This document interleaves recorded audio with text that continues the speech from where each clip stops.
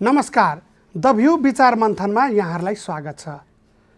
76(5) को फैसला जुन सर्वोच्च अदालतले पछाडि त्यसको व्याख्या गर्यो र त्यो फैसला बमोजिम जसरी फेरि संसद तत्कालीन सरकार केपी शर्मा ओलीको सरकारले विघटन गरेको संसद पुनर्स्थापना भयो, त्यसपछि एउटा मुद्दा जोड बलले उठेको छ।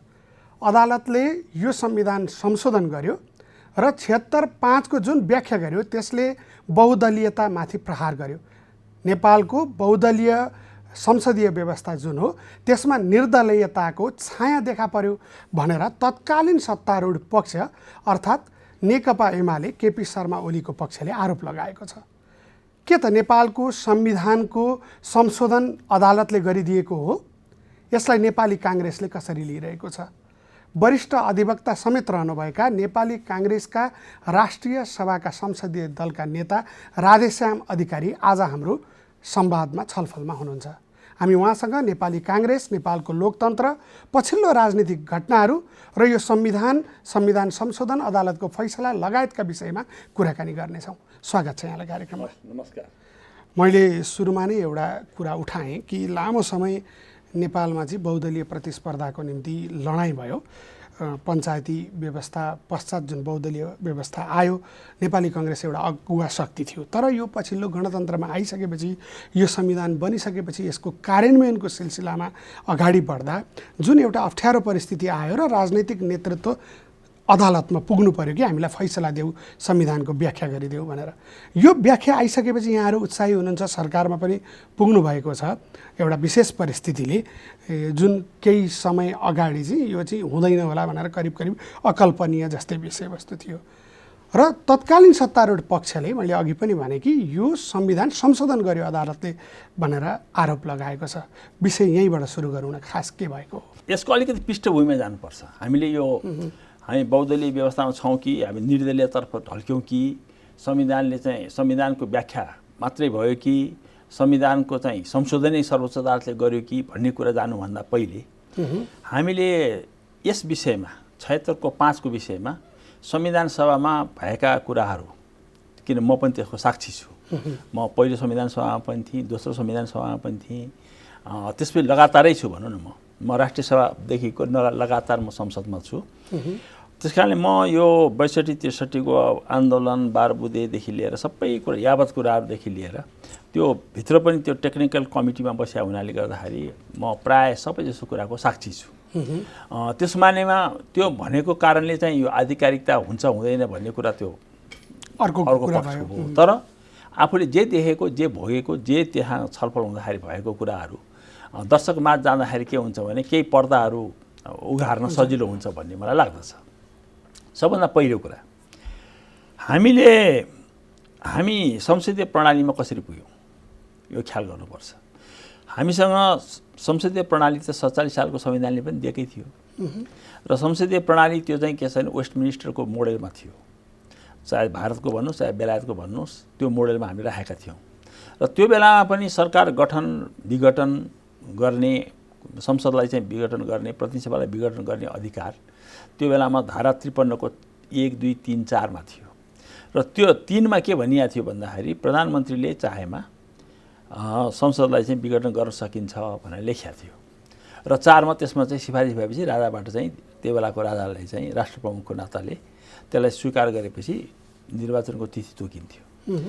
तर त्यसमा हामीले सुरुदेखि भएको कुरा हेर्नुहोस्, पहिले गिरिजाप्रसाद कोइरालाले विघटन गर्नुभयो र सर्वोच्च अदालतले के भन्यो भनेदेखि वैकल्पिक सरकार गठन नहुने अवस्था भएको हुनाले, किनभने बहुमत काङ्ग्रेससँग थियो, त्यो बहुमतको विरुद्धमा अर्को चाहिँ के छ भने शक्ति थिएन र कसैले पनि यो च्यालेन्ज गरेका थिएन कि छ भने हामी मिलेर चाहिँ हामी बहुमतमा पुगेका छौँ भनेर कसैले पनि च्यालेन्ज गर्न सकेका थिएन। त्यस कारणले गर्दाखेरि सर्वोच्च अदालतले के भन्यो त्यो बेलाको पहिलोमा भन्दाखेरि निर्वाचनलाई चाहिँ जुन विघटन गर्ने प्रस्ताव गरिरहेको छ प्रधानमन्त्रीले, वैकल्पिक सरकार गठन नहुने कारणले गर्दाखेरि त्यो चाहिँ निर्वाचनमा जाने कुरालाई सदर गर्यो पहिलो। दोस्रो, त्यसपछि मनमोहन अधिकारीको आयो। मनमोहन अधिकारीको पालामा सर्वोच्च अदालतले के भन्यो भन्दाखेरि यहाँ त वैकल्पिक सरकार गठन हुने कुरा प्रष्ट रूपमा देखिसक्यो र त्यो कुरा थाहा पाएपछि उहाँले प्रतिनिधि सभा विघटन गर्नुभयो, त्यस कारणले चाहिँ यो स्वीकार्य छैन भन्यो। दोस्रो, त्यसपछि सूर्यबहादुरको पालामा, शेरबहादुरजीको पालामा जति चाहिँ विघटन भएको छ, सर्वोच्च अदालतले एउटा कुरा ध्यानमा राख्यो। त्यो बेलामा जबकि त्यो अगर मगर कुरै थिएन, प्रधानमन्त्रीले विघटन गर्ने सिफारिस गरेपछि राजाले त्यो सिफारिसलाई मान्न बाध्य थिए, संविधानमा त अक्षर हेर्ने हो भने। तर सर्वोच्च अदालतले भने होइन, वैकल्पिक सरकारको अवधारणा त्यहाँ चाहिँ उनले छिरायो, हामीले त्यतिखेरको कुरा गर्ने हो भने। अब त्यसैको चाहिँ विकसित स्वरूप चाहिँ के भयो भन्नुहुन्छ भने 62-63 को आन्दोलनपछि माओवादीहरूले भने प्रत्यक्ष निर्वाचित राष्ट्रपति चाहिन्छ यो मुलुकमा, यो संसदीय व्यवस्था हामी मान्दैनौँ भने। तर पहिलो संविधान सभाले बनाउनै सकेन, तपाईँलाई थाहा छँदैछ। दोस्रो संविधान सभाले जब कुराहरू आएपछि नेपाली काङ्ग्रेस मेजर पार्टी, नेपाली काङ्ग्रेस र नेकपा एमाले त्यो बेलाको चाहिँ उनीहरू दुईवटा मिलेपछि संविधान बन्ने भयो। माओवादीको त्यो हैसियत रहेन जुन पहिलो संविधान सभामा थियो। त त्यो स्थिति भएपछि उनीहरू पनि के छ भने कम्प्रोमाइजमा आइपुगे। ल संसदीय व्यवस्थालाई त मान्ने ल भइगयो, तर हिजोको जस्तो संसदीय व्यवस्था त हामी मान्न सक्दैनौँ नि भन्ने उनीहरूले भने। त हिजोको जस्तो संसदीय व्यवस्था नहुँलाई के गर्नु पर्यो त भन्दाखेरि अनि धारा 76 को उपज भयो। हेर्नुहोस् धारा 76 कसरी उपज भयो संविधान सभामा, हामीले त्यो किन त्यस्तो भयो। 76 को 1 ले के भन्छ, जससँग बहुमत छ, पूर्ण बहुमत छ, त्यसले पाउँछ भन्छ। दोस्रोले के भन्छ, 2 वा 2 भन्दा बढी दलहरू मिलेर जसले चाहिँ बहुमत पुर्याउँछु भन्छ त्यसले पाउँछ भने। बहुदलीय सरकार मतलब 1 भन्दा बढीको दलको सरकार हैन। तेस्रोले के भन्छ, लार्जेस्ट पार्टीको सरकार यो। अनि त्यति कुरामा सम्म चाहिँ के छ भने दलीय व्यवस्थालाई हामीले यथावत राख्यौँ। र एउटा अर्को पनि कुरा बिर्सिनु हुँदैन, त्यो 47 सालको संविधानमा पनि राजनीतिक दल सम्बन्धी विशेष मान्यता हामीले राख्यौँ। किन हामी राजनीतिक दल चाहिँ हामीलाई चाहिँ खोसिएर राजनीतिक दल गठन गर्ने कुरा चाहिँ खोसिएर हामी चाहिँ प्रताडित नेपाली जनता थियो 30 वर्षसम्म।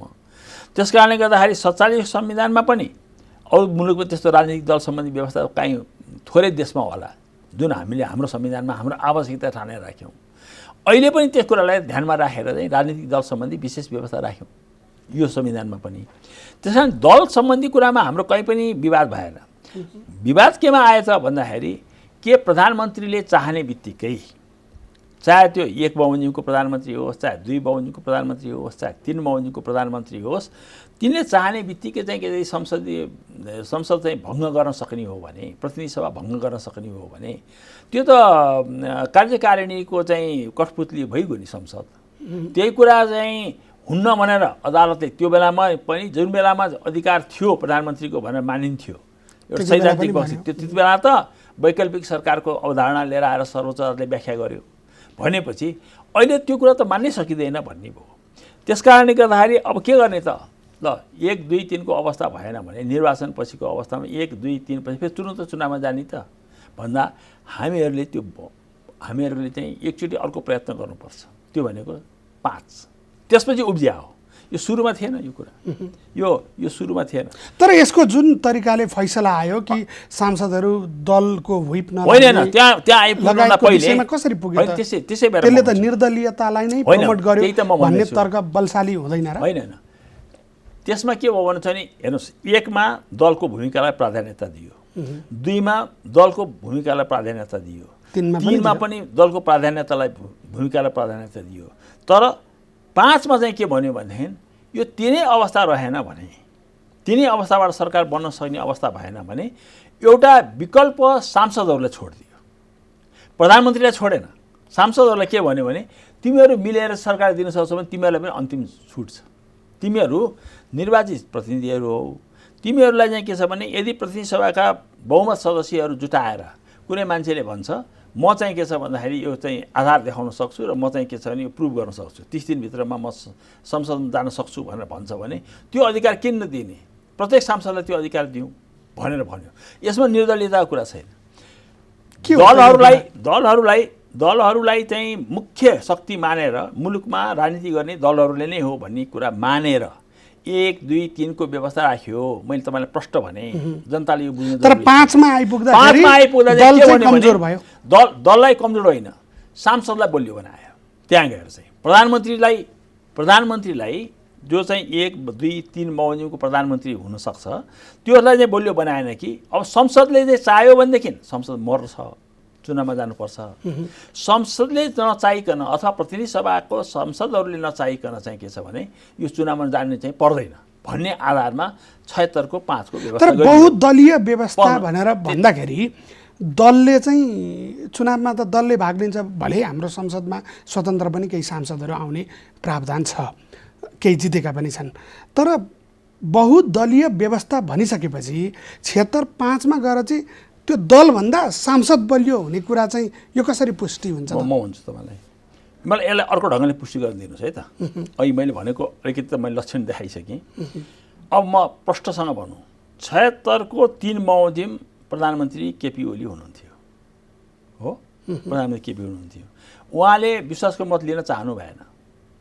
उहाँले के भन्नुभयो, मैले लिँदा पनि लिन्न र लिने प्रयोजन पनि सकियो किनभने मका पुग्दैन, मैले मत पुर्याउन सक्दिनँ भन्नुभयो। त्यस कारणले उहाँले के भन्नुभयो राष्ट्रपतिलाई भने 76 को 5 को प्रक्रियामा तपाईँ छिर्नुहोस्, वैकल्पिक सरकार बनाउनको निम्ति म बाटो खोल्छु, मार्ग प्रशस्त गर्छु भन्नुभयो। लेखेकै छ। त्यो लेखेपछि त्यो जुन विज्ञप्ति आएको छ त्यो कसको लागि हो, दलको लागि हो कि सदस्यको लागि हो? आखिर भाषा त 76-5 कै होला। 76-5 तपाईँले हेर्नुभयो भने त्यहाँ प्रतिनिधि सभाको सदस्य भनेको छ कि दलको सदस्य भनेको छ? दलकै सदस्य भनेको भए नि फरक पर्दैन। त्यहाँ मुख्य के छ भन्नुहुन्छ भने सांसदहरूको भूमिकालाई प्राधान्यता दिइएको छ। त्यसकारणले गर्दाखेरि के छ भन्नुहुन्छ भने चाहे तपाईँ दलबाट जानुहोस् चाहे जेसुकै गरेर जानुहोस्, त्यहाँ सांसदहरूले त्यो आधार देखाउनु पर्यो राष्ट्रपति छेउ गएर कि मैले चाहिँ सरकार बनाउने मेरो अवसर दिनुभयो भनेदेखि म चाहिँ यो पुष्टि गर्न सक्छु, यति भन्ने। मैले यहाँबाट जान्न खोजेको कुरा चाहिँ बहुदलीय व्यवस्थामा सांसदहरू दलभन्दा बलियो हुने जुन प्रावधान भनेर यहाँले भन्नुभयो, त्यो जाँदाखेरि त्यसले दललाई कमजोर, दलीय व्यवस्था, दलीय प्रणालीलाई कमजोर गराउने कुनै चिज हुँदैन? म तपाईँलाई एउटा कुरा भन्छु नि, त्यो सर्वोच्च अदालतको फैसला हेर्नुभयो भने पनि एउटा मात्रै ठाउँमा तपाईँलाई दललाई कमजोर बनाएको छ। जुन कुरा त्यो तर्कसङ्गत पनि छ, संविधानसङ्गत पनि छ। त्यो के हो भने 76 को 5 बमोजिमको कसैले सरकार बनायो भने त्यसमा सही गरेको कारणले त्यो जुन निर्वाचित भएर आएको सांसद हुन्छ उसलाई कारबाही हुँदैन, उसलाई कारबाही हुन्न भनेको कारणले दललाई चाहिँ अहिले होला भएको के भन्नुहुन्छ भने हुइप लागेन भन्ने कुरा हो। त हुइप नलाने खालि एक ठाउँ मात्रै हो। त्यो के भन्नुहुन्छ भने 76-5 को प्रधानमन्त्रीलाई समर्थन गरेर हामी संसद जोगाउँछौँ भने बापतमा उनीहरूलाई हुइप लाग्दैन भने हो। यति हो कुरा भनेको। सांसद जोगाउने कष्टमा चाहिँ सांसदहरू बलियो हुने कुरा हो। संसदलाई जोगाउनको लागि मात्रै तपाईँको के छ भनेदेखि त्यो भने हो, त्यो बाहेक अरू कुरा भने छैन। मैले स्पष्ट गरेँ। अब त्यसपछि चाहिँ के हुन्छ जस्तो उदाहरणको लागि भनौँ न, अस्ति भोट दिनुभयो होइन, सक्यो। अब सबै आफ्नो दल अनुसारको काम गर्नुपर्छ। अब जस्तो अब फेरि राजनीतिक दलमा आखिर ती मान्छे राजनीतिक दलभित्रै छन्। राजनीतिक दलभित्र आज काङ्ग्रेसले पनि तपाईँको चाहिँ हुइप लगायो भने हुइप लाग्छ। अब भोलिदेखि एमाले लगाएको हुइप पनि लाग्छ, माओवादी केन्द्र लगाएको हुइप पनि लाग्छ। कहाँ तपाईँको अन्यथा भएको छ भनेको? संसद विघटन पश्चात 76-5 पुगेपछि संसद जोगाउनलाई चाहिँ बस हुइप लागेन, बाँकी सबैमा भोलिदेखिका तपाईँको जति क्रियाकलाप हुन्छन् त्यो के दलीय कुरालाई चाहिँ के छ भने नमान भने हो र? राजनीतिक दल सम्बन्धी जुन विधेयक छ, ऐन छ, त्यो ऐन लाग्दैन भने हो र? तर नेकपा एमालेको एउटा पक्षले त यो संविधान संशोधन गर्यो त्यस्तो खाले व्याख्या थिएन भन्ने आरोप लगाए, जुन मैले सुरुमा पनि भने। तपाईँ त्यतापट्टि तपाईँको के छ भनेदेखि हार्ने पक्षले अर्को जतिसुकै विक भए पनि के छ भन्नुहुन्छ भने दलिल पेश गर्ने कुरा सायद तिनै हुन्छन्। त्यो दलिल देशव्यापी रूपमा जानेर बरु संविधान संशोधनतर्फ हामी लाग्छौँ भनेर भन्नुभएको छ नि, होइन? त्यो छुट छ त। भोलि 76-5 लाई खारेज गर्नुहोस् न। यदि उहाँहरूले त्यो भन्नुहुन्छ भने ठिक छ, शान्तिपूर्ण रूपले म्यानिफेस्टो नै लिएर जानुहोस् न। 76 तर त्यसको भन्दा अगाडि उहाँहरूले एउटा जवाफ पनि सँगसँगै लिएर जानुपर्छ।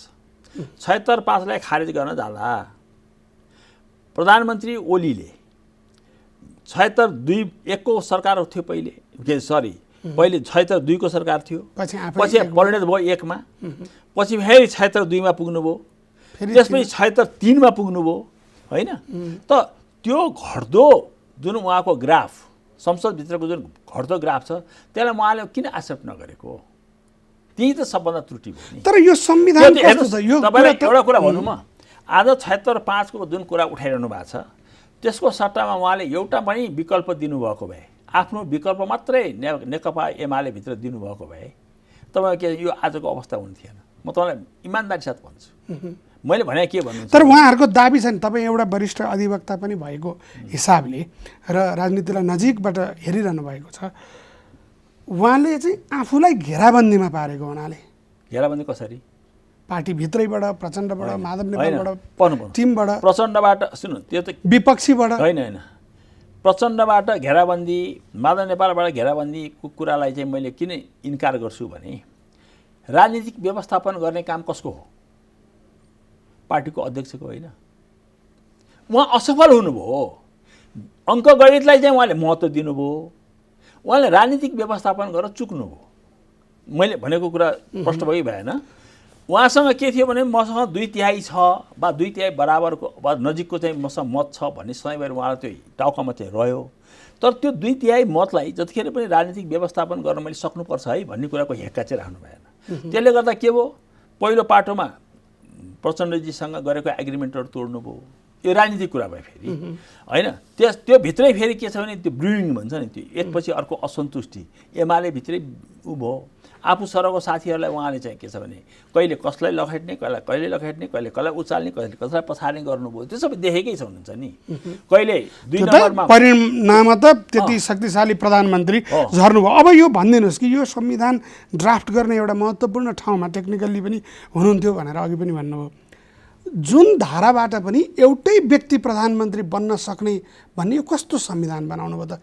1 अनुसार पनि केपी शर्मा ओली, 2 अनुसार पनि केपी शर्मा ओली, 3 अनुसार पनि केपी शर्मा ओली, अनि 4 वाकओभर दिनुभयो, 5 मा पुग्दा पनि आफैले चाहिँ उहाँ भएकै होइन। उहाँको दलको जम्मा स्ट्रेन्थ भनेको 121 हो, एमालेको स्ट्रेन्थ भनेको प्रतिनिधि सभामा 121 कहिले पनि बहुमत होइन होइन। त्यो त के भन्नुहुन्छ भने पार्टी एकता गरेर भएपछि मात्रै 1 मा पुगे हो। एउटा त हामीले ख्याल गर्नुपर्ने कुरा। त्यहाँसम्म ठिकै थियो। जब उहाँले 76 को 2 बमोजिमको पार्टी फुटिसकेपछि उहाँले चाहिँ विश्वासको मत लिन नसक्ने हुनुभयो, सक्नु भएन, अथवा लिँदाखेरि पुगेन, 93 मत मात्रै पाउनुभयो। उहाँले तुरुन्तै राजीनामा गरेर ल हाम्रै पार्टीबाट अर्को उम्मेदवार हुन्छ वा अरू मान्छेले गर्नुहोस् भन्नु पर्दैन? त्यो त नैतिक प्रश्न होइन। तर त्यही त त्यो त नैतिक प्रश्न हो, नैतिक प्रश्न। अब संवैधानिक प्रश्न त्यसै भएर के भन्नु छ भने त्यहीँ फ्लप हो। राजनीतिक कन्स्टिट्युसनल मोरालिटी भन्ने त्यहीँ आउँछ। हेर्नुहोस्, मसँग बहुमत छैन, तर म हिजोसम्म नभएको बहुमत चाहिँ भोलि एकल पार्टी भएर चाहिँ म चाहिँ पुर्याउँछु भने उहाँलाई कहाँबाट चाहिँ त्यो सपना आयो? कहाँबाट देख्नुभयो त्यो कुरा? त हुनेवाला थिएन भनेको यो संविधानमा कुनै कुरा जस्ट कमजोरी त होला, काहीँ लेख्नुपर्ने कुरामा त्रुटि होइन। जस्तै 76 1 वा 2 जे भनौँ को प्रधानमन्त्री अब निरन्तर हुन नसक्ने देखिसकेपछि 76-3 मा त्यही व्यक्तिले प्रधानमन्त्री दाबी गर्न पाउने कि नपाउने भन्ने कुरा त संविधानले क्लियर गरिदिन्छ। संविधानले यस कुरा क्लियर गर्दा नि गर्दैन, गर्न पनि आवश्यक छैन। आज पनि भन्छु म, त्यो संविधानको फ्ल होइन। त्यो चाहिँ के भन्नुहुन्छ भने त्यो चाहिँ हाम्रो माइन्डसेटको फ्ल हो, हाम्रो चाहिँ दिमागको। मैले मसँग भएको 2/3 बहुमत खस्कियो, उपेन्द्रजीहरू जानुभयो। मसँग रहेको झन्डै 2/3 बहुमत खस्कियो, प्रचण्डजीहरू जानुभयो। मसँग रहेको चाहिँ एमाले भित्र पनि यत्रो डिस्कन्टलमेन्ट छ भने त उहाँलाई अनुमान नभए त होइन नि। तर पनि सधैँ आफै बस्नुपर्छ भन्ने जुन दृष्टिकोण म त फेलर हो नि, फेलर भइसक्यो। यो त फेलर भयो, परिणाममा त त्यहाँ पुग्यो। नैतिक प्रश्नमा धेरै प्रश्नहरू छन्, त्यो उहाँले नै जवाफ दिने थुप्रै संवैधानिकै प्रश्न भन्छ। मैले संवैधानिक हिसाबले फेरि पनि अझ क्लियर हुन खोजेको कि 1-2 मा मान्छे असफल भएपछि हाम्रो संविधानमा के त्रुटि भएर 3 मा पनि उसैले दाबी गर्छ, 5 मा पनि उसैले। 5 को कुरा त म पछि भनिदिन्छु। 5 मा तपाईँले गर्नै पाउनुहुन्न, अदालतले पनि भन्यो। तर सुन्नुहोस् न, अदालतको व्याख्या त पछि आयो, तर त्यो ठाउँ त कुनैमा टेकेर टेक्ने कुरै छैन। राष्ट्रपति समेत अल्मलिने उहाँले वैकल्पिक मार्गलाई प्रशस्त गर्छु भनेर लेख्या हो कि राष्ट्रपतिज्यूलाई? ती त चुक हो नि कुरा। उहाँले के भन्नु, वैकल्पिक मार्गलाई म चाहिँ प्रशस्त गर्छु भने आफू सहित हो र? वैकल्पिक मार्ग भने के हो? मैले विकल्प त्यसको व्याख्या यो पनि हो नि, वैकल्पिक मार्ग भनेको म 76-3 को थिएँ, अब वैकल्पिक मार्ग 76-5 अनुसार हुन्छ भने हो कि बा? अब त्यसै हो भने पनि त आज किनभने राष्ट्रपति जसले संविधान जोगाउने राष्ट्रपति पनि त झुक्किनु भयो नि त यो मामलामा। म झुक्किनु भएन, उहाँले राष्ट्रपतिज्यूले यसमा चाहिँ के छ गम्भीर गल्ती गर्नुभयो, झुक्क्याएन, गम्भीर गल्ती गर्नुभयो। त्यो गम्भीर गल्ती किन पनि म भन्छु भनेदेखि उहाँ 2-3टा कुराहरूबाट त्यसलाई पुष्टि हुन्छ। हेर्नुहोस्, राष्ट्रपतिज्यूलाई मैले सम्मानका साथै भन्छु, राष्ट्रपतिज्यूले पहिलो कुरा त के छ भन्नुहुन्छ भने 76 को 3 बमोजिमको प्रधानमन्त्रीले लेखेको भाषाबाट उहाँले यो भन्न सक्नु पर्थ्यो कि तपाईँले वैकल्पिक मार्ग प्रशस्त गरेको छु भनेको त तपाईँ बाहेकलाई हो नि भन्न सक्नु पर्थ्यो, भन्नु भएन। त्यो त्यहाँ एउटा झुक्किएर होइन, गल्ती हो, जानी गरे गल्ती हो, एउटा त्यो हो। दोस्रो कुरा, अघिल्लो पटक कति घन्टाको म्याद दिनुभएको थियो? सारमा एक दिन भन्ने कुरा छ होइन, सारमा एक दिन होइन, अघिल्लो पटक 72 घन्टाको टाइम दिनुभएको थियो। ल सरकार बनाउने भयो बनाऊ भने पछिल्लोचोटि कति 19 घन्टा, त्यो पनि झुकिएर हुन्छ र? त्यो त के छ भन्नुहुन्छ भने जेठ 15 मा बजेट ल्याउनु पर्ने बाध्यताले गर्दा यो भयो भन्ने होइन, तर्क थिएन। झन् तर्क हो र त्यो, त्यसलाई चाहिँ अब चाहिँ जोड्नु पर्छ जस्तो लाग्छ मलाई, तर्क होइन त्यो। संसदबाट बजेट ल्याउने इच्छै थिएन, अध्यादेशमा जाने इच्छा थियो। हो त्यस्तो कुरामा राष्ट्रपतिको विशेष ध्यान पुग्नु पर्थ्यो। राष्ट्रपति भनेको हाम्रो पनि राष्ट्रपति हो, यो मुलुकको राष्ट्रपति हो। उहाँलाई चाहिँ के भने एकताको आधार मानिएको छ भनेपछि यो नेपालको गणतन्त्रको दोस्रो राष्ट्रपति हो र यस्ता घटनाहरू आउँछन् जान्छन्, तर राष्ट्रपतिलाई अड्ने ठाउँ यस्तो हो, आफ्नो कन्सल्टेसन गर्ने नै यसमा हो, कन्स्टिट्युसन कन्सल्टेसन हुनुपर्ने नै यस्तो विषयमा हो। के कुरा उपयुक्त हुन्छ राष्ट्रको लागि भनेर हेर्ने हो, दल विशेषलाई हेर्ने होइन, व्यक्ति विशेषलाई हेर्ने होइन। ती चुक्नु भनेपछि यो जुन गल्ती भन्नुभयो, चुक्नुभयो भन्नुभयो, अब राष्ट्रपतितर्फ, किनभने अहिले त 166 मतको प्रधानमन्त्री यहाँहरूको दलको नेता हुनुहुन्छ होइन, भने के हुन्छ राष्ट्रपतिमाथि कुनै कारबाही, महाअभियोग?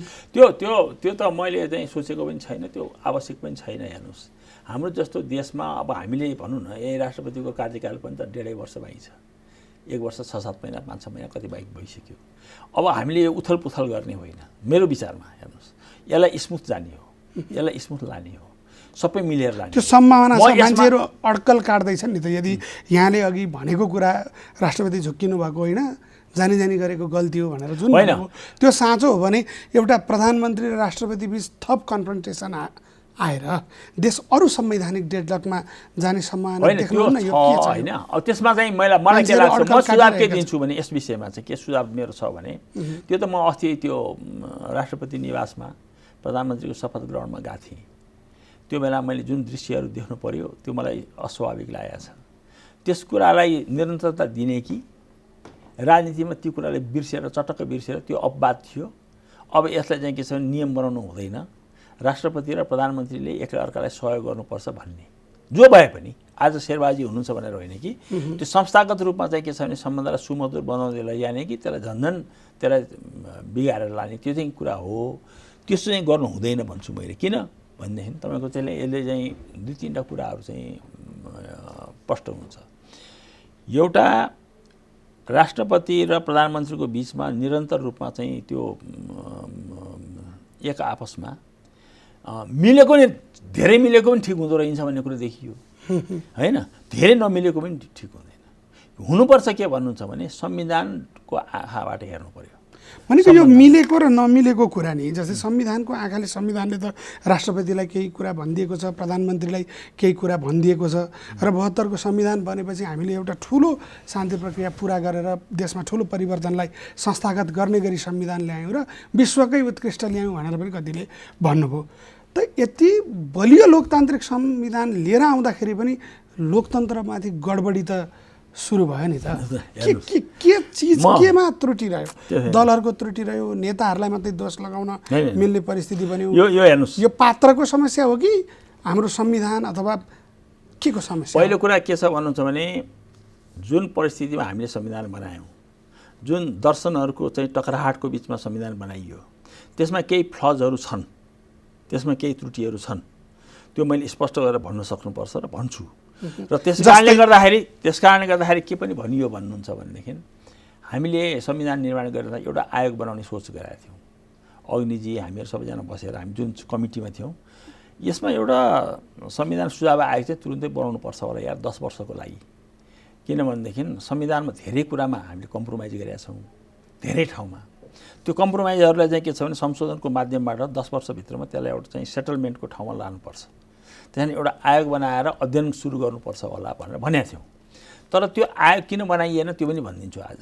त्यो आयोग किन बनाइएन भने यति बढ्ता आयोगहरू बने संविधानमा कि हामीले त्यो आयोग बनाउँदाखेरि यिनीहरूले आफैलाई पनि फेरि अर्को आयोग बनाए भनेर किन कानुनको पृष्ठभूमिका मान्छेहरू थियौँ हामी सबै जसो त्यसमा मसौदा समितिमा पनि उसमा पनि यिनीहरूले चाहिँ के भने आफ्नो लागि फेरि अर्को आयोग बनाएर त भनेर भन्छन् भनेर पनि हामी लाज आफ्नो जागिर सुरक्षित गर्न लागे भन्ने त्यो आरोपबाट बस्नको लागि पनि नबनाऊ भनेर हामी छोड्यौँ। हेर्नुहोस् तर आज पनि म के देखिरहेको छु भन्नुहुन्छ भने संविधान सुधार आयोग भन्नुहोस् कानुनी आयोग बनाउनुहोस् जेसुकै बनाउनुहोस् बनाउनु जरुरी भइसकेको छ मेरो। किनभने संविधानमा अघिल्ला 10 वर्षभित्रमा जब लागू हुन्छ नि संसारमै तपाईँ त्यो देख्नुहुन्छ। अमेरिकाको संविधान देख्नुहुन्छ, भारतको संविधान देख्नुहुन्छ, जहाँ लिखित संविधान छन् तिनीहरूमा पहिलो 10 वर्षमा धेरै संशोधनहरू भएको छ। त्यस कारणले गर्दाखेरि कि 10 वर्षभित्रमा हाम्रो संविधानमा संशोधनै नगरिकन जाँदाखेरि के छ भन्नुहुन्छ नि यो फ्लहरू जुन छ नि मान्छेले बनाएको अझै पनि यो संविधानमा लोकतन्त्रलाई अभ्यास गर्ने सन्दर्भमा केही कमजोरी छन्। यसमा संहितामा जाँदाखेरि कमजोरीहरू छन्। संहितामा चाहिँ जाँदाखेरिको अवस्थामा चाहिँ के गर्ने भन्ने छ, समानुपातिक समावेशितामा कसरी लैजाने भन्ने कुरामा कमी कमजोरी छ। नागरिकताकै सम्बन्धमा अहिले जुन विवादहरू भइरहेका छन् तिनमा अलिकति केही कुरा सच्याउनु पर्ने होला। त्यसैले तपाईँको के छ भन्नु चाहिँ मलाई के लाग्दछ भन्नु जे होस् समग्रतामा राज्य सञ्चालनको मुद्दाहरूलाई ध्यानमा राखेर यो संविधानमा हामीले केही कुराहरूमा निरन्तर रूपमा चाहिँ परीक्षण गर्दै यसलाई चाहिँ के छ संशोधनको माध्यमबाट सबै दल मिलेर यसलाई चाहिँ राम्रो बनाउन तयारी हुनुपर्छ भन्ने मलाई लाग्दछ।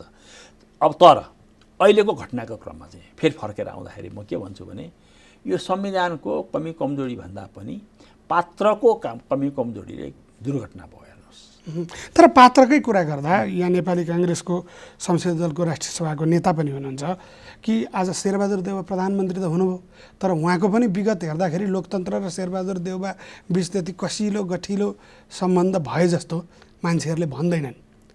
केही न केही गडबडी छ कि राजालाई नै संसद पुगाउने अघिल्लो संसद विघटनको घटनामा उहाँ पनि एउटा मुछिएकै पात्र हो।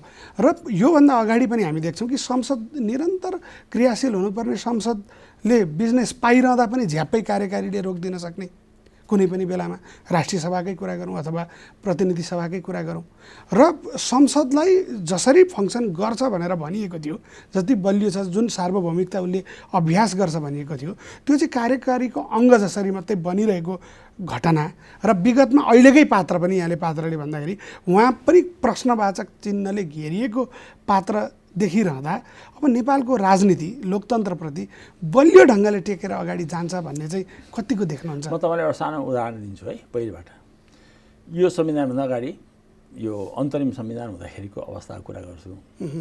एक दिन मलाई चाहिँ के छ भने एकजना त्यस बेलाको प्रधानमन्त्रीले बोलाउनु भयो र सल्लाह के माग्नुभयो भनेदेखि इमर्जेन्सी लगाउन सकिन्छ भनेर सोध्नुभयो। मैले घाम सफा छ, आँधी पनि आएको छैन, बाढी पनि आएको छैन, पहिरो पनि गएको छैन, होइन डिस्टर्ब पनि छैन, सरकार जुलुस पनि छैन, केही पनि छैन, के लगाउनुहुन्छ भनेर भनेर के छ भने इमर्जेन्सीको लगाउँछु भनेर भने सरकारले जतिखेर लगाउनु सक्छ नि। तर त्यो लगाउनु हुन्छ र भनेर मैले सोधेँ, उहाँ लगाउनु भएन। मैले भन्नु खोजेको के छ भन्नुहुन्छ भने पात्रको कुरा त्यहाँनिर आउँछ। हेर्नुहोस् अब यो त के भन्नु आयो भन्नुहुन्छ भन्दाखेरि शेरबाजीकै कुरा तपाईँले भन्नुभयो। शेरबाजीको कुरामा मलाई धेरै यसमा सफाइ दिनु मैले किन आवश्यक ठान्दिनँ भन्नुहुन्छ भने मान्छे सरकारमा बसायो बेला सरकार छोड्नु नपरोस् भनेर चाहिँ केही कुराहरू आफ्नो पार्टीभित्र पनि पार्टी बाहिरका कुराले पनि जति झन्झट भए पनि एउटा क्रेडेन्सियलको कुरामा तपाईँको के छ भन्दाखेरि डेमोक्रेटिक क्रेडेन्सियलको बारेमा चाहिँ शेरबाजीमाथि शङ्का गर्नुपर्ने मैले कारण देखाएको छैन। त्यो जति उहाँले गरे के उहाँले म्याक्सिमम गरे भने के भन्नुहुन्छ भने आफ्नो र पार्टीभित्र म्यानेज गर्न नसकेपछि उहाँले संसद विघटन गर्न खोज्नु र निर्वाचनको घोषणा गराउनु भयो। निर्वाचन गराउन सक्नु भएन, राजाले फ्याँकिदिए। अहिलेको परिस्थिति पनि ठ्याक्कै पार्टीभित्रको गडबड भयो, संसद विघटन गर्नुभयो, तर के भने त्यसको मतलब के छ उहाँले अर्थ त केही गर्नुभएको थिएन होइन। त्यति बेला त्योभन्दा बढी त के गरे होइन नि।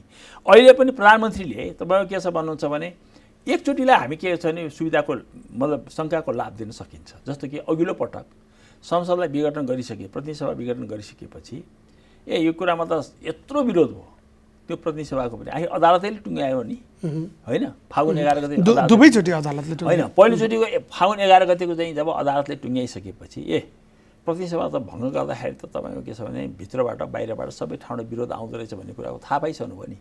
तर उहाँले तपाईँ विचार गर्नुहोस् है, यहाँनिर अब यतिखेर चाहिँ उहाँले एक दिन प्रतिनिधि सभामा उभिएर चाहिँ एउटा पनि कुरा बोल्नु भएन। जति बोल्नु बाहिर बोल्नुभयो। एक दिन मैले तपाईँ भने प्रतिनिधि सभा सर्वोच्च अदालतबाट फागुन 11 गते बसेपछि एक दिन पनि गर्नु भएन। तपाईँले दोस्रो कुरा असाध्यै उपेक्षा भाव देखाउनु भयो प्रतिनिधि सभालाई पनि राष्ट्रिय सभालाई पनि संसदलाई नै। यो चाहिँ डरलाग्दो प्रवृत्ति हो। यो कुरा प्यारालेल ड्र गर्न सकिँदैन शेरबहादुरजीसँग।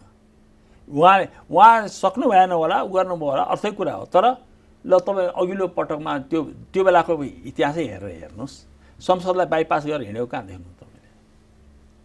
संसद विघटन गर्ने उहाँको 53-4 बमोजिमको 53-3 बमोजिमको सिफारिस गर्नुभयो, भङ्ग भयो। त्योभन्दा बाहेक संसदलाई तिरस्कार गरेर हिँडेको कहाँ देख्नुहुन्छ? तर अहिले यसपटक प्रधानमन्त्री केपी ओलीको सबभन्दा तपाईँलाई मलाई लागेको फिल भएको तपाईँको म उदाहरण दिएर भनौँ, एउटा मात्रै उदाहरण भन्नु न। लेखा समितिले एउटा निर्णय गर्यो जहाजको सम्बन्धमा, वाइट बडीको सम्बन्धमा। त्यो निर्णय गरेर चाहिँ के छ भने अख्तियारले हेरोस् भनेर चाहिँ उसले चाहिँ निर्णय गरेकोमा उहाँले तुरुन्त के भन्नुभयो भने त्यो समितिले भनेर हुन्छ म न्यायिक ऊ राख्छु भनेर एउटा चाहिँ न्यायाधीशको अध्यक्षतामा एउटा गठन गर्नुभयो, जुन कहिले काम भएन। तपाईँलाई याद छ त्यो? भनेको त के छ भने संसदको समितिले गरेको निर्णयलाई उहाँले उपेक्षा गरेको मैले एकदम ज्वलन्त दृष्टान्त मैले तपाईँलाई दिएको। यो सँगसँगै मैले अहिले के भनेको भने तपाईँ ठिक भन्नुभयो। अनि पात्रको कुरा आयो, म यी संसद भने के हुन् र, राष्ट्रिय सभा भने के हो र, प्रतिनिधि सभा भने के हो र, यी मैले चाहिँ के छ भने चुनाव त मैले जनतामा गएर भोट मागेर यिनलाई ल्याइदिएर त हो नि भने जस्तो गर्नुभयो कि उहाँले। त्यो त होइन नि। कुरो त के छ भने चाहिँ हरेक कन्स्टिट्युन्सीमा तिनीहरूको रगत पसिना बगाएर आएका मान्छेहरू छन् नि, जो जसरी आए पनि समानुपातिकबाट आए। त्यो त एउटा कुरा होला कि सांसदहरूको मर्यादा राख्नु भने यो एउटा डिबेट होला। अब एउटा नेपाली कङ्ग्रेससँग अहिलेको सरकारसँग फर्किएको एउटा ज्वलन्त प्रश्न छ, जस्तो कि प्रधानमन्त्री केपी शर्मा ओलीले आफ्नो शासन चलाइरहेको बेलामा सबै पावर आफूमा कन्सोलिडेट गर्नुभयो भन्ने निरन्तर आरोप लाग्यो। विभिन्न पत्रपत्रिकाहरूले चाहिँ बाहुबली नै बने भनेर पनि लेखियो। त्यो बाहुबली भन्न जे अधिकारहरू प्रधानमन्त्रीमा कन्सोलिडेट गर्दै केपी शर्मा ओलीले लिएर जानुभएको थियो, अब के शेरबहादुर देउवाले त्यसलाई फेरि डेमोक्रेटिक तरिकाले त्यो फिर्ता गर्नुहुन्छ त? त्यो प्रक्रिया सुरु हुन्छ? म भन्छु मैले नै त्यो कुरा चाहिँ बारम्बार संसदमा उठाएको हो। यो कुरा कि हामीले संविधान बनायौँ अधिकारको तल प्रक्षेपण गर्ने गरेर, संहितामा जानुको अर्थ त्यही हो होइन। तर त्यसको ठिक्क उल्टो प्रधानमन्त्रीले चाहिँ के छ भने शक्तिको केन्द्रीकरण गर्दै हुनुहुन्छ। जस्तो सम्पत्ति सुदृढीकरण विभाग, राजस्व चाहिँ अनुसन्धान विभाग, यो के अरे यो गृह मन्त्रालय अन्तर्गतको गुप्तचर होइन विभाग, यी सबैलाई लैजान के जरुरी छ उहाँले? र म आज पनि मेरो प्रधानमन्त्रीलाई भन्दैछु त, आज म स्पष्टसँग तपाईँलाई भन्दैछु कि चाहिँ म शेरबहादुरजीलाई बाहिर पनि भित्र पनि यही सल्लाह दिनेछु कि उहाँले त्यो राख्नुहुन्न। यो त यहाँको सल्लाहको कुरा फिलहाल गर्नुहुन्छ भने म विश्वास गर्छु। किन भन्नुहुन्छ भने उहाँ अहिले पब्लिक ओपिनियनलाई चाहिँ के छ भने होस्टाइल बनाएर जाने पक्षमा हुनुहुन्न। त्यस कारणले गर्दाखेरि पनि ती कुराहरू जुन हिजो हामी नेपाली काङ्ग्रेसले उठाइआएको थियो सिद्धान्त त पनि उसमा हाम्रो विश्वप्रकाशजीले पनि भनिसक्नु भएको छ, प्रवक्ताले पनि भनिसक्नु भएको छ, हामी त्यो स्ट्यान्ड गर्छौँ त्यो पोइन्टमा। भनेको त फिर्ता हुन्छ। अर्को एउटा आरोप त्यतिखेरको प्रतिपक्ष नेपाली काङ्ग्रेसलाई प्रधानमन्त्री केपी त्यतिखेर तत्कालीन प्रधानमन्त्रीले के लगाउनु भयो भन्दा यो संवैधानिक नियुक्तिहरू गर्ने सन्दर्भमा कहिले प्रतिपक्ष त छलफलमै आउन चाहेन। डेढलक बढी संविधान कार्यान्वयन गर्न रोक्ने, त्यो भएर एउटा अध्यादेश आयो जसले संवैधानिक परिषदको जुन किसिमको ढाँचा थियो त्यसलाई नै परिवर्तन गर्यो। अहिले त्यो खारेज भएको छ। त्यो बिल्कुल गलत हो। किन गलत हो म कारणसहितै भनिदिन्छु तपाईँलाई। एउटा निर्वाचन आयोगको प्रमुख छान्दाखेरि संवैधानिक परिषदबाट चिठी गएको थियो बैठक बस्ने निम्तोसहित। त्यसमा शेरबहादुरजी काठमाडौँभन्दा बाहिर हुनुहुन्थ्यो। उहाँले यो मिटिङ एक दिन सार दिनुहोस्, म आएर गरौँला भनेर भन्नुभयो। उहाँले मान्नु भएन र त्यो चाहिँ अहिलेको निर्वाचनको प्रमुखलाई उहाँले छान्नुभयो। हेर्नुहोस् त्यसमा चाहिँ त्योभन्दा बाहेक अरू चाहिँ के कारणले नभएको हो भन्नुहुन्छ भनेदेखि उपसभामुखको पद खाली भयो, तपाईँलाई याद छ यस बिचमा। उपसभामुख पद कहिले पनि त्यहाँ चाहिँ के छ भनेदेखि बुक गरिएन, के अरे तपाईँको उपसभामुख पद चाहिँ कहिले पनि आज पनि पदपूर्ति भएकै छैन। अब अहिले पनि हुन्छ कि हुँदैन, के गरी गर्ने हो, कसरी गर्ने हो, त्यो आफ्नो ठाउँमा होला, गर्नुपर्छ म भन्छु। तपाईँहरू पनि जिम्मेवार हुनु, हामी जिम्मेवार भयौँ, हामीले भन्छौँ त्यसलाई चाहिँ गर्नुपर्छ, तर उहाँले गर्नु भएन। जो चाहिँ के छ भने सदस्य थियो क्या, यो संवैधानिक परिषदको सदस्य थियो।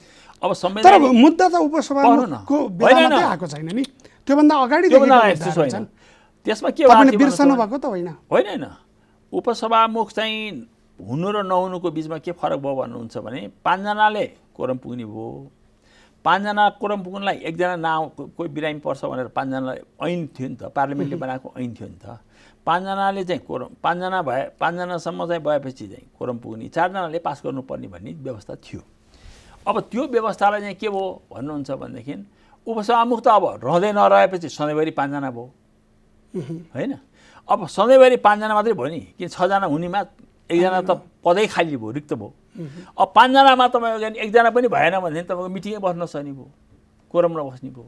त्यसमा तपाईँको के छ भन्नुहुन्छ भने अब प्रश्न के आयो भने उहाँहरूभित्रको चाहिँ पार्टीको विवाद बढ्दै गइसकेपछि यता सभामुखको पनि कुरा आयो, यता प्रतिपक्षी दलको नेताको पनि कुरा आयो र क्वेसन फेरि त्यसमाथि पनि उहाँले के गरिदिनु भयो भन्नुहुन्छ भने उहाँले चाहिँ अध्यादेश ल्याइदिनु भयो। अध्यादेश ल्याइसकेपछि त अनि त्यसमा प्रतिपक्षले असहयोग गरेर अध्यादेशसम्म पार्टीभित्रको आन्तरिक कुरा एक ठाउँमा होला, तर प्रतिपक्षले तत्कालीन नेपाली काङ्ग्रेसले पनि चाहिँ त्यसमा सहयोग नगरेका कारणले यता जानु पर्यो भनेर त उहाँले पटक पटक बोल्नु भएको छ।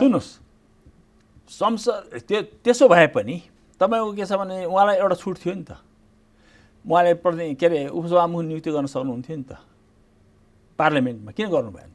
त्यो त को आउँथ्यो टुङ्गो होइन होइन, को आउँथ्यो र को आउँदैन थियो भन्ने होइन। उहाँले एकजना मान्छे राखेको भए प्रतिपक्षी दलको नेता नआए पनि कोरम पुग्थ्यो पुग्दैन थियो भन्नुहोस् तपाईँ। तर उहाँले त्यो त गर्नु भएन, कहिले पनि गर्नु भएन, किनभने आफ्नो पार्टीले पाउँदैन थियो। संविधानमा भने आफ्नो पार्टीले पाउँदैन थियो, आफ्नो अनुकूल हुँदैन थियो भन्नु न।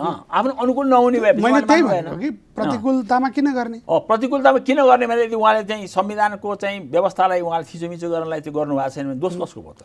अब यो कुरा भनिदिनुहोस् कि जाँदा जाँदै कि धेरै संवैधानिक नियुक्तिहरू जाँदा जाँदैको सरकारले गरेर आएको छ, यो सरकार आएपछि अब के हुन्छ? यी सबै नियुक्ति खारेज हुन्छन्। म कानुनको विद्यार्थी पनि भएको हुनाले म तपाईँसँग के केही त मुद्दा पनि छन्। अध्यादेश सम्बन्धी मुद्दा सर्वोच्च अदालतले सबैभन्दा पहिले छिन्नुपर्छ। हेर्नुहोस्, त्यो मुद्दालाई बाँकी राख्नु हुँदैन।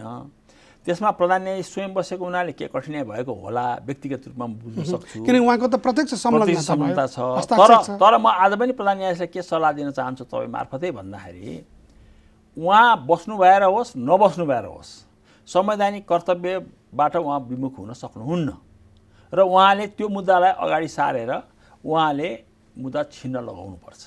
यसलाई यसरी राखियो संवैधानिक नियुक्तिको। तर त्योभन्दा अगाडिको एउटा प्रसङ्ग अर्को विकल्प छैन। यो निर्वाचनभन्दा अगाडि निर्वाचन सकिसके पछाडि शेरबहादुर देउवाले नै प्रदेश प्रमुखहरू नियुक्त भएर नयाँ सरकार बनेको यहाँलाई थाहा छँदैछ। नयाँ सरकार आउने बित्तिकै सबै प्रदेश प्रमुखहरूलाई पदमुक्त गरियो। अब के हुन्छ?